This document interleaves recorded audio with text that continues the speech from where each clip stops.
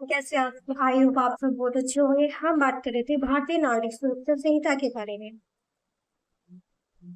Section की बात करें तो सेक्शन 1 से 351 तक कंप्लीट नहीं किया था। ठीक है, इसमें हमारे कुछ पॉइंट्स रह रहे थे जिनको आज हम कवर करने वाले हैं। ठीक है, तो चलिए शुरू करते हैं। ये बात करते हैं सेक्शन 351 क्लोज 4 के बारे में। ठीक है, आरोपी के उत्तरों पर उसी केस में विचार किया जाएगा। पॉइंट 2, यदि उत्तर किसी अन्य अपराध की ओर से संकेत करते हैं तो उन्हें दूसरे केस में भी साक्ष्य के रूप में इस्तेमाल किया जा सकता है। ठीक है, इसमें कहा गया है कि आरोपी द्वारा दिए गए जवाबों का इस्तेमाल कैसे होगा। ठीक है, आरोपी ने पूछताछ या कोर्ट में जो जवाब दिए हैं उन्हें उसी केस के फैसले के लिए ध्यान में रखा जाएगा। अगर आरोपी के जवाब से किसी और अपराध का या जुर्म का पता चलता है तो कानून के तहत उन जवाबों को दूसरे केस में सबूत के तौर पर इस्तेमाल किया जा सकता है। ठीक है, अब बात करते हैं 351 क्लोज 5 के बारे में। ठीक है, इसमें कहा गया कि कोर्ट अभियोजन, प्रोसिक्यूटर और बचाव पक्ष की मदद से ले सकती है। कोर्ट आरोपी को लिखित बयान, राइटिंग स्टेटमेंट दाखिल करने की अनुमति भी दे सकती है। इसमें कहा गया है कि कोर्ट में सवाल तय करना और आरोपी का लिखित बयान। ठीक है, कोर्ट सवाल तैयार करने में सरकारी वकील, प्रोसिक्यूटर और आरोपी के वकील दोनों की मदद ले सकती है। ठीक है, लिखित बयान कोर्ट आरोपी को यह मौका भी दे सकती है कि वह अपना बयान बोलकर देने के बजाय लिखित में जमा कर दे। ठीक है, अब बात करते हैं सेक्शन 352 के बारे में। क्लोज 1, साक्ष्य समाप्त होने के बाद पक्षकार संपृक्त मौखिक बहस कर सकते हैं। इसका पॉइंट ये कहता है कि गवाही और साक्ष्य खत्म होने के बाद दोनों पक्षों के वकील कोर्ट में अपनी अपनी बहस कर सकते हैं। ठीक है, आप पॉइंट 2 की बात करते हैं। बहस के मुख्य तर्क लिखित ज्ञापन में दिए जा सकते हैं। पॉइंट 2, यह ज्ञापन केस के रिकॉर्ड का हिस्सा बन सकता है। इसमें बताने है कि बहस के जो मुख्य पॉइंट है उन्हें लिखित रूप में भी कोर्ट में जमा किया जा सकता है। ठीक है, यह लिखित ज्ञापन कोर्ट के केस फाइल रिकॉर्ड का हिस्सा बन सकता है। अब बात करते हैं सेक्शन 352 के क्लोज 2 के बारे में। लिखित बहस ज्ञापन की एक प्रति उसी समय विरोधी पक्ष को देना अनिवार्य है। इसमें कहा गया है कि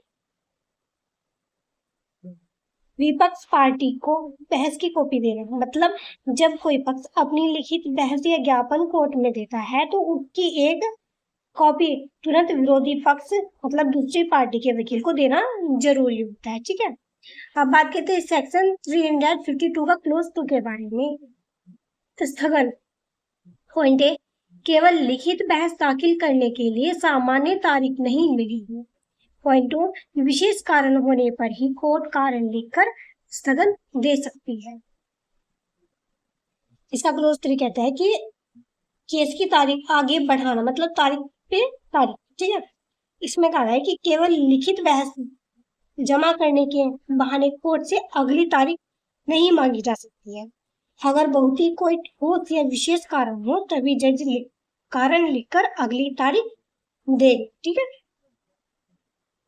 अब बात करते हैं सेक्शन 352 का क्लोज 4 के बारे में। बहस का नियंत्रण, यदि मौखिक बहस लंबी या असंगत हो तो कोर्ट उसी नियंत्रित रेगुलेट कर सकती है।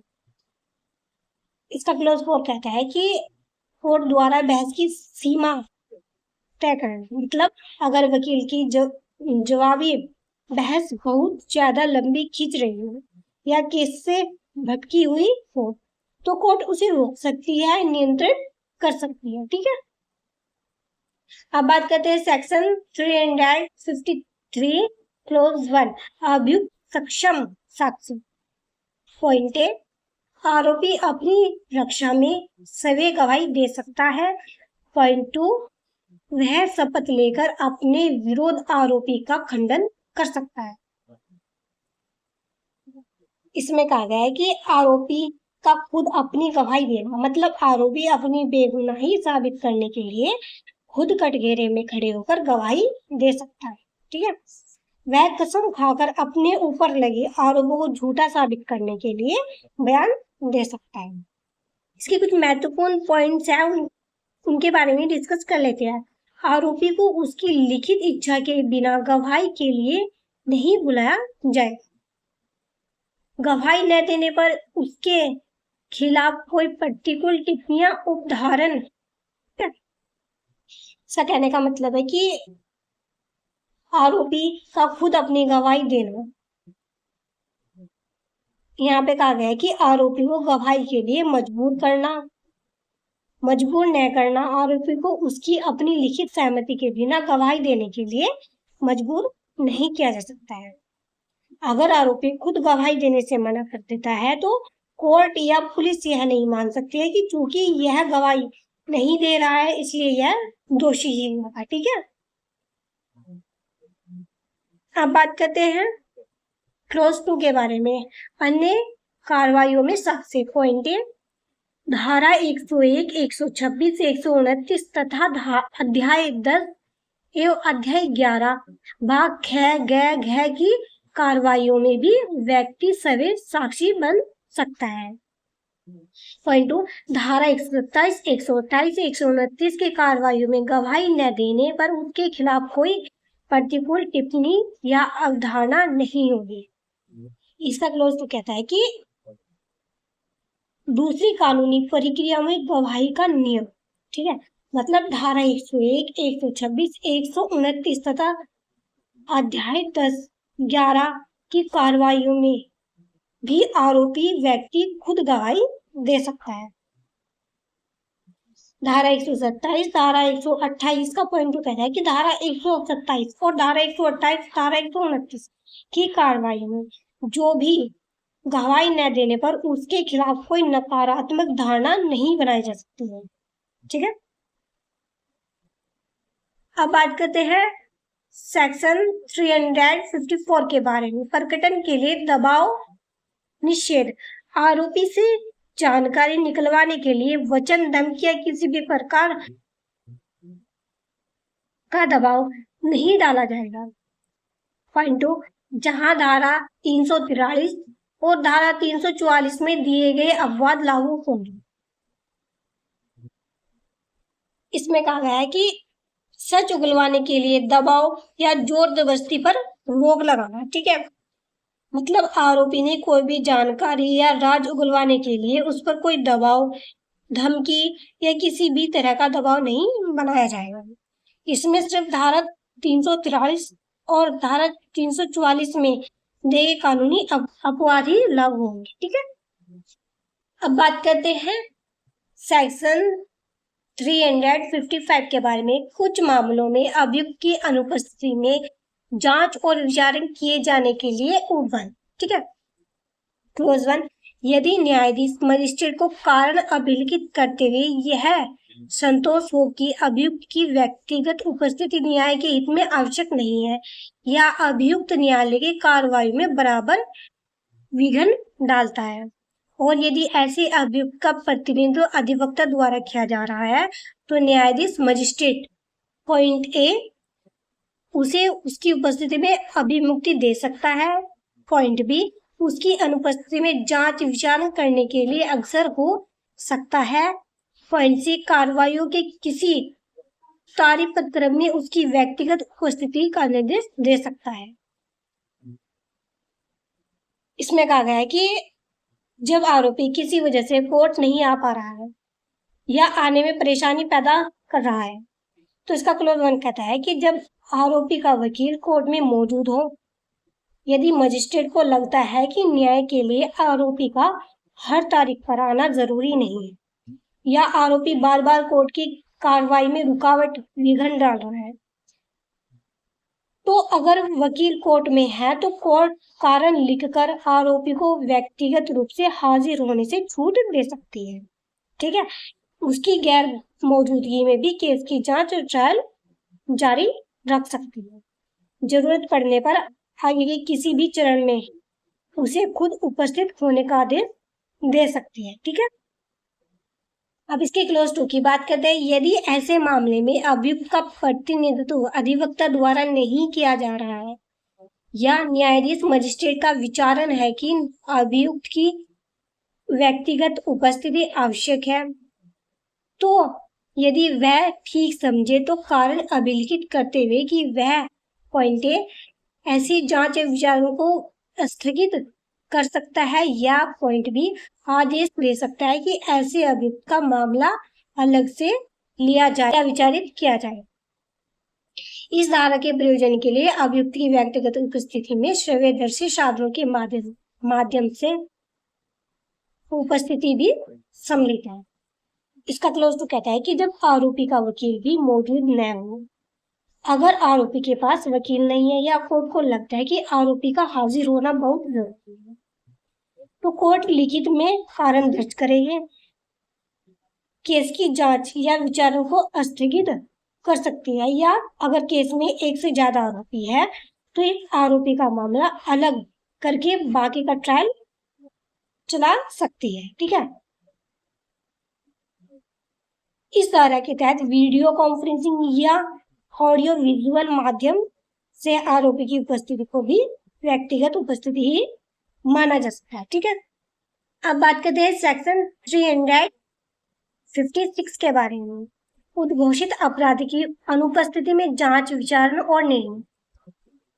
क्लोज 1, यदि किसी व्यक्ति को उद्घोषित अपराधी घोषित किया जाता है, चाहे वह उस संयुक्त रूप से आरोप लगाया गया हो या नहीं, और वह विचारण से बचने के लिए फरार है या उसे गिरफ्तार करने का कोई तत्कालिक पूर्वावेक्षण नहीं है, तो इसे ऐसे व्यक्ति की उपस्थिति होने और व्यक्तिगत विचारण के अधिकार के परित्याग के रूप में माना जाएगा।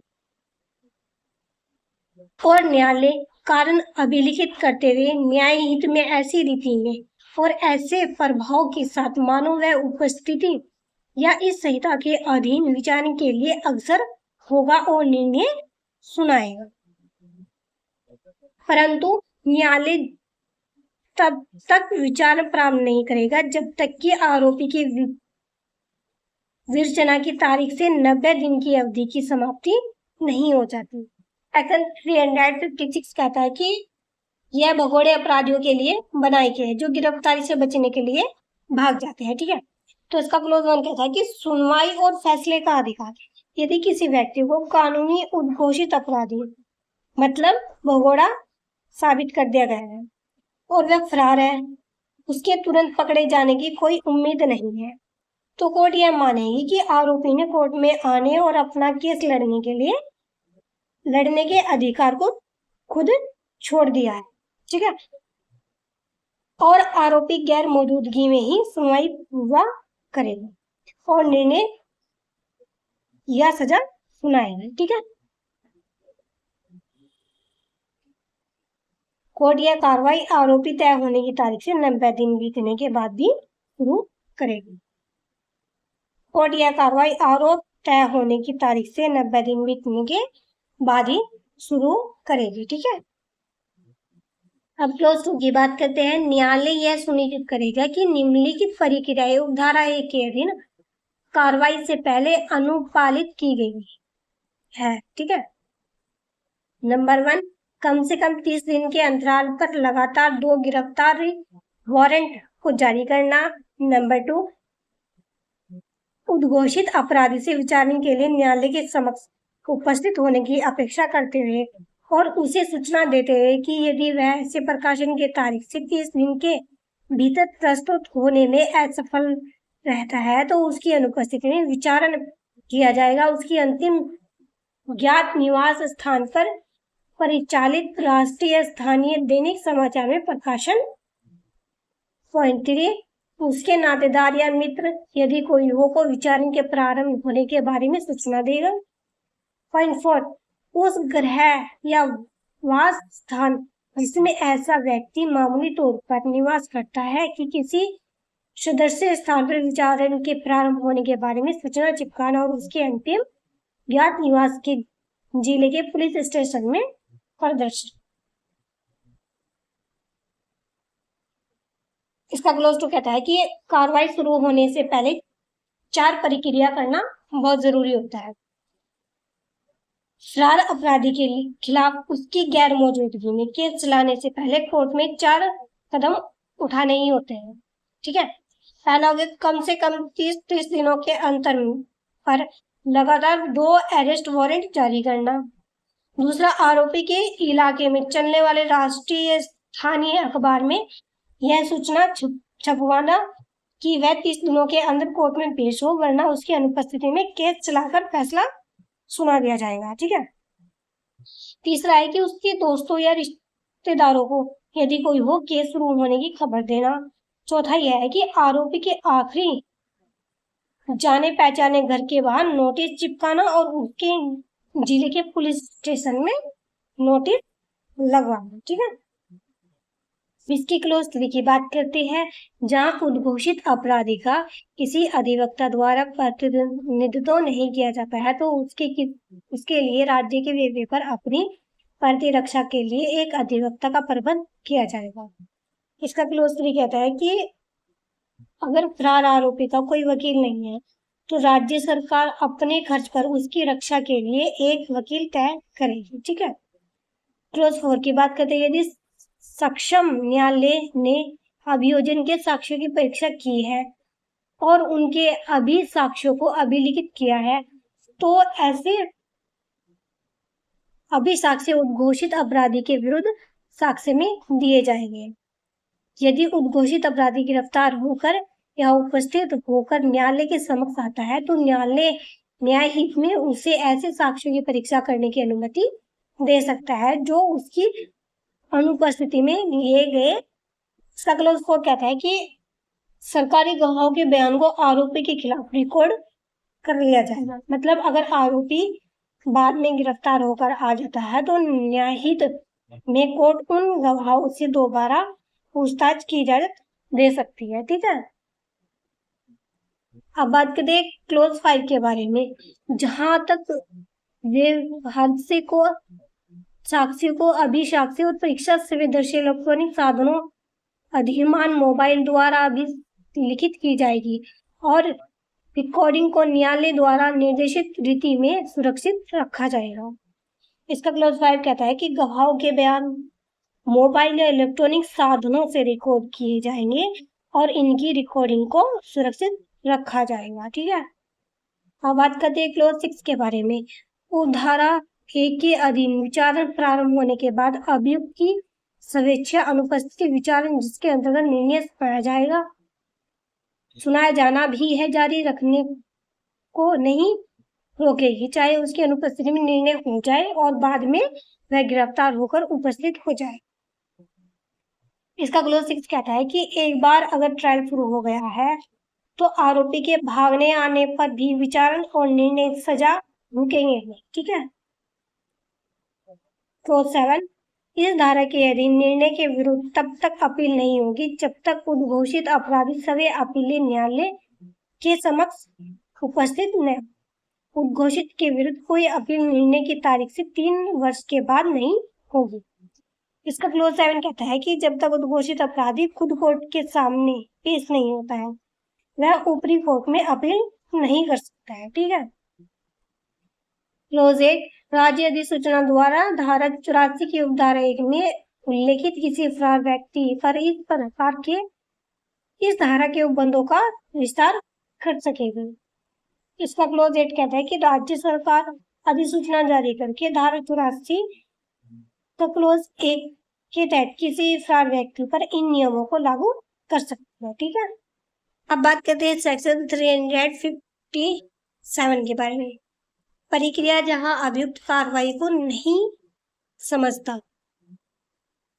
यदि अभियुक्त विकट चित व्यक्ति नहीं होने पर भी ऐसा है इसे उस कार्रवाई या समझाई नहीं जा सकती है तो न्यायालय जांच और विचार में अग्रसर हो सकेगा। और उच्च न्यायालय से भिन्न न्यायालय की दशा में यदि ऐसी कार्रवाई का परिणाम दोष सिद्ध है तो कार्रवाई को मामले की परिस्थिति में रिपोर्ट के साथ उच्च न्यायालय भेज दिया जाएगा। ठीक है, उच्च न्यायालय उस पर ऐसा आदेश देगा जैसा वह ठीक समझे। इस धारा का उद्देश्य यह सुनिश्चित करना है कि अभियुक्त को कार्रवाई न समझने की स्थिति में भी न्याय की प्रक्रिया रुके नहीं, परंतु उसके अधिकारों की रक्षा भी हो। सेक्शन 357 कहता है कि उन मामलों के लिए है जहां आरोपी पागल तो नहीं है लेकिन भाषा, बहरेपन या किसी अन्य कारण से कोर्ट की कार्रवाई को समझ नहीं पा रहा है, तो कोर्ट फिर भी जांच या विचारण को आगे बढ़ा सकती है। यदि निचली अदालत मतलब हाई कोर्ट के अलावा आरोपी को दोषी पाती है तो वह सीधे सजा नहीं सुनाएगी, वह केस की पूरी रिपोर्ट बनाकर मामले को उच्च न्यायालय मतलब हाई कोर्ट भेज देगी। ठीक है, हाई कोर्ट मामले की परिस्थिति को देखकर जैसा सही समझेंगे सजा या अन्य कोई निर्देश आदेश देगी। ठीक है, आरोपी की असमर्थता की वजह से न्याय न रुके लेकिन उसके अधिकारों का हनन भी है। ठीक है, अब बात करते हैं सेक्शन 358 के बारे में। अपराध के दोषी प्रतीत होने वाले अन्य व्यक्तियों के विरुद्ध कार्रवाई करने की सख्ती। क्लॉज 1, जहां किसी अपराध की जांच विचारण के दौरान साक्ष्य से यह प्रतीत होता है कि किसी व्यक्ति ने जो अभियुक्त नहीं है कोई ऐसा अपराध किया है जिसके लिए उसका अभियुक्त के साथ विचारण किया जा सकता है, वहां न्यायालय उस व्यक्ति के विरुद्ध उस अपराध के लिए जिसका उसके द्वारा किया जाना प्रतीत होता है कार्रवाई कर सकेगा। इसमें कहा गया है कि अगर केस किसी एक इंसान पर चल रहा है लेकिन सबूतों से पता चलता है कि किसी तीसरे इंसान से भी वह अपराध किया है तो कोर्ट उसके खिलाफ कुछ सख्तियां अपना सकती है। क्लोज 1 में कहा कि अन्य व्यक्ति के खिलाफ कार्रवाई कोर्ट में चल रहे साक्ष्य से अगर लगे कि किसी अन्य व्यक्ति ने अपराध किया है तो कोर्ट उसे भी केस में आरोपी बनाकर कार्रवाई कर सकती है। ठीक है, पॉइंट 2, जहां ऐसा व्यक्ति न्यायालय में उपस्थित नहीं है वहां पूर्वक प्रयोजन के लिए उसे मामले की परिस्थितियों की अपेक्षा अनुसार गिरफ्तार या समन किया जा सकेगा। इसमें कहा है कि अगर वह व्यक्ति कोर्ट में नहीं है तो उसे कोर्ट बुलाने के लिए समन या गिरफ्तारी वारंट भेजा जा सकता है।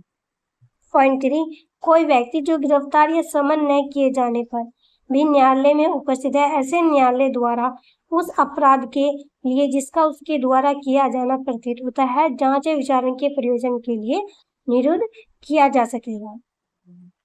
इसका पॉइंट 3 कहता है कि कोर्ट में मौजूद व्यक्ति को रोकना। अगर वह व्यक्ति पहले से ही कोर्ट में उपस्थित है तो कोर्ट उसे जांच या सुनवाई के लिए हिरासत में ले सकती है। ठीक है, पॉइंट 4, जहां न्यायालय किसी व्यक्ति के विरुद्ध उपधारा 1 के अधीन कार्रवाई करता है वहां पॉइंट ए, उसे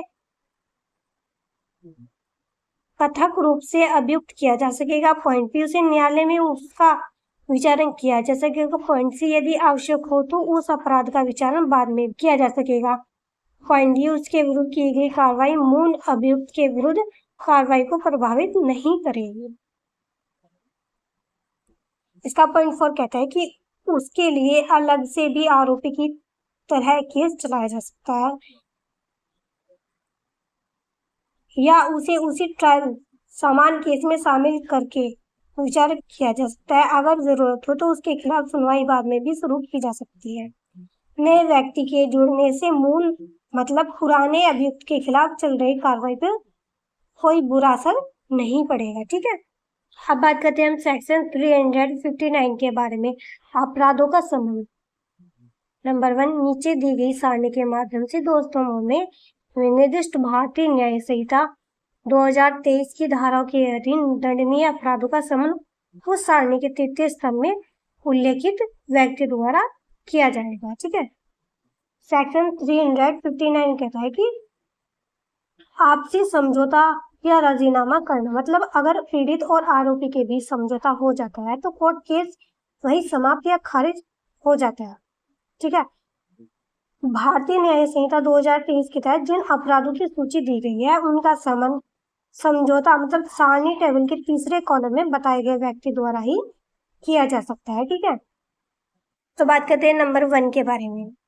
ठीक है, इसमें इस लाइन में अपराध बताए गए हैं, इसमें धाराएं बताई गई है जिसके तहत समन किया जाएगा, और इसमें वह व्यक्ति जिसके द्वारा अपराध का समन किया जा सकेगा। ठीक है, तो चलिए शुरू करते हैं। नंबर 1, किसी विवाहित महिला को आपराधिक दुराशय से फुसलाकर ले जाना या निरुद्ध रखना। इसमें कहा गया है कि किसी शादीशुदा औरत को गलत नियत से बहकाकर अपने साथ ले जाना, भागना या किसी जगह बंद करके रखना। धारा 84 समझौता कौन कर सकता है? महिला का पति और सगे वह महिला कर सकती है। ठीक है, ये बताया गया है महिला का पति और महिला। नंबर 2 में स्वेच्छा उपहति कारित करना है।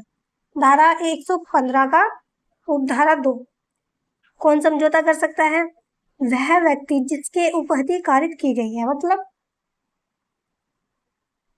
अपनी मर्जी से किसी को सामान्य चोट पहुंचाना या मारपीट करना। समझौता कौन कर सकता है? वह व्यक्ति जिसे चोट पहुंची है, मतलब पीड़ित व्यक्ति। ठीक है, नंबर 3 प्रकोपन पर स्वेच्छा उपहति कारित करना। धारा 122 का उपधारा 1 वह व्यक्ति कारित की गई है।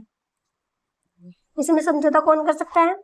इसमें समझौता वह व्यक्ति जिसे चोट पहुंची है। ठीक है, नंबर 4 गंभीर और अचानक प्रकोपन पर स्वेच्छा घोर उपहति कारित करना।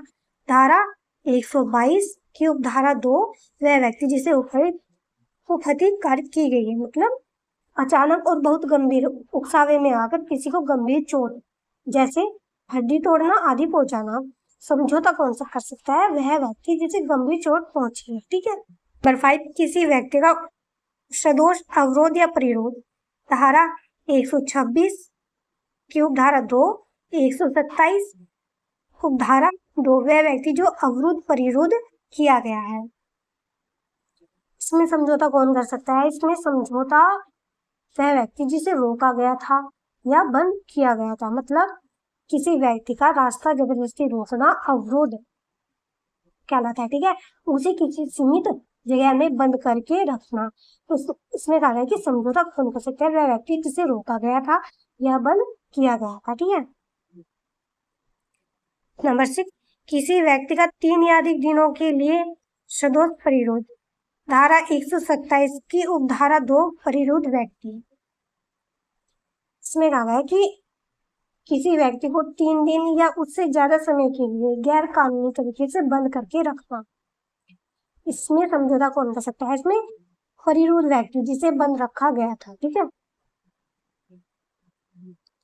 नंबर 7 किसी व्यक्ति का 10 या अधिक दिनों के लिए सदोष परिरोध। धारा 127 की उपधारा 2 परिरोध व्यक्ति ही कर सकता है। ठीक है, किसी व्यक्ति को 10 दिन या उससे ज्यादा दिनों के लिए बंधक बनाकर रखना, मतलब इसमें समझौता कर सकता है जिस व्यक्ति को बंद रखा गया था। ठीक है, नंबर 8 किसी व्यक्ति का गुप्त स्थान में सदोष परिरोध। धारा 127 की उपधारा 6 परिरोध व्यक्ति। इसमें कहा गया है कि गुप्त स्थान में सदोष परिरोध का मतलब किसी व्यक्ति को किसी गुप्त या छिपी हुई जगह पर बंद करके रखना ताकि किसी को पता न चले। अब बात करते हैं इसमें समझौता कौन कर सकता है? इसमें परिरोध व्यक्ति, पीड़ित व्यक्ति समझौता कर सकता है। ठीक है, नंबर 9 हमला या आपराधिक बल का प्रयोग। धारा 131, धारा 133, धारा 136 वह व्यक्ति जिस पर हमला या आपराधिक बल का प्रयोग किया गया है, मतलब जिसे नुकसान पहुंचाया गया है, वह व्यक्ति समझौता कर सकता है। धारा 131, धारा 133, धारा 136 के तहत। ठीक है, अब बात करते हैं नंबर 10 के बारे में। किसी व्यक्ति की धार्मिक भावनाओं को ठेस पहुंचाने के विमर्शित आशय से शब्द उच्चारित करना आदि। धारा 302 वह इसमें कहा गया है किसी व्यक्ति की धार्मिक भावना को जानबूझकर दुखाने की नियत से कोई शब्द बोलना, आवाज निकालना, इशारा करना। इसमें समझौता वह व्यक्ति कर सकता है जिसकी धार्मिक भावना को ठेस पहुंची है। ठीक है, आज की वीडियो में इतना ही। वीडियो को लाइक कीजिए, कमेंट कीजिए, शेयर कीजिए और चैनल को सब्सक्राइब कीजिए। Thank you.